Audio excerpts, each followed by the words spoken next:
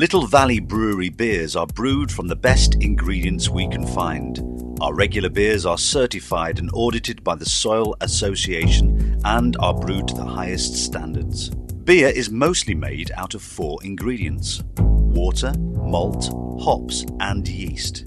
By volume, water is the main ingredient in beer. Our pure and soft water is sourced from the nearby Withens Reservoir. The main purpose of malt is to extract sugars, which will be fermented into alcohol. Hops are the most distinguished ingredient in beer and give flavour and bitterness. The 4th important ingredient is yeast. Yeast is used to transform the sugars into alcohol. Our yeast is reused in every following brew, giving it extra flavour. Little Valley Brewery can brew 3,000 pints in one go. We call this a brew length. To produce a Little Valley cask beer takes 3 weeks. Bottled conditioned beer needs an extra 14 days for its second fermentation. It takes 8 stages to brew our beers. Brewing involves milling, mashing, lautering, boiling, clarifying, cooling, fermentation and maturation. The first stage is milling. The malt needs to be crushed first to enable water to enter the malt. The milling for Little Valley malt is done off-site. This reduces the problems with dust in the brewery. The crushed malt is mixed with water at a temperature of around 70 degrees and put into the mash tun. This turns the starch into sugars. Here is brewery owner and master brewer Wim van der Spek to explain further. So what we have is what we call the mash. It's barley mixed with water at 70 degrees. What happens in here is that the starch is converted into sugar. This process takes approximately 1 hour and 30 minutes, and after that all the starch is turned into sugar and it's really thick and sugary, and then we're gonna drain it out. The sweet liquid, called wort, is drained off into the underbag and pumped over into a copper tun. This process is called lautering. So what we're doing here is sparging. During the mashing, all the sugars are formed, and what we're doing here is extracting it. So we're extracting here the wort, the sugary substance, and we rinse it out with hot water. And we can do that until we got a level here, until we got enough beer here, and then we'll stop and turn on the heating elements to start the boil. As soon as 10 barrels of wort are in the copper, we begin to heat the wort.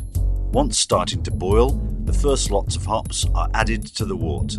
After 1 hour of rigorous boiling, the second hops are added, and boiling continues for another 10 minutes. As soon as the boil is finished, the whirlpool pump is turned on. This causes a swirling effect which separates the hops in the middle of the copper.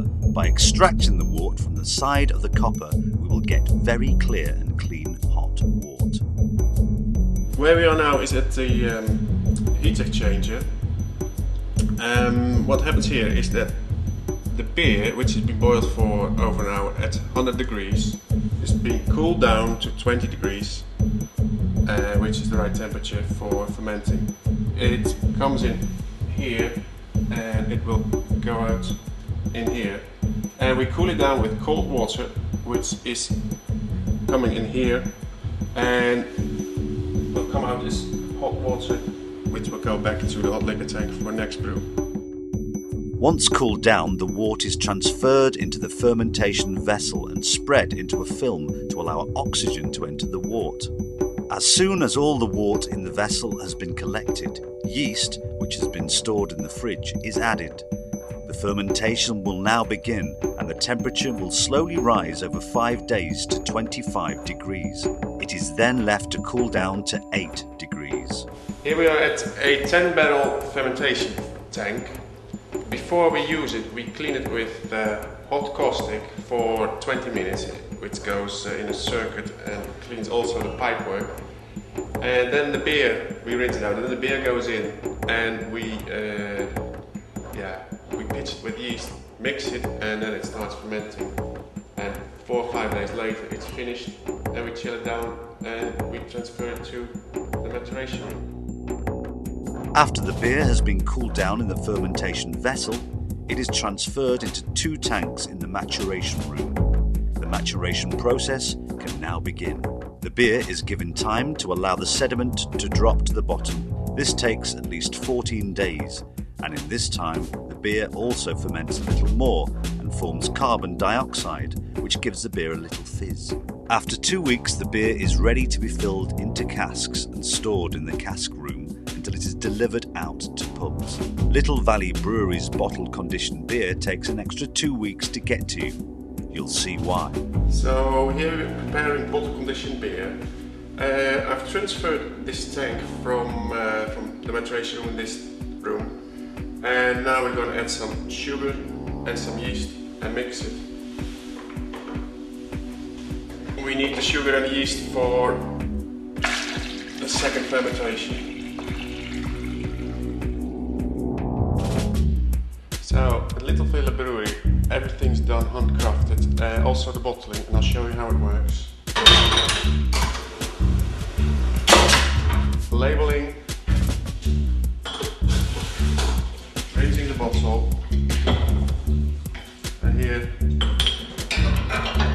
filling the bottle,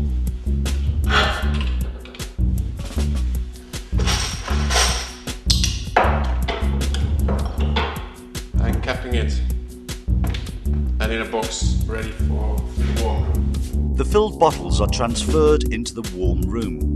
This room is kept at a constant temperature of 20 degrees. By keeping the bottles in the warm room for a further 2 weeks, a second fermentation will begin, hence the name bottled conditioned beer.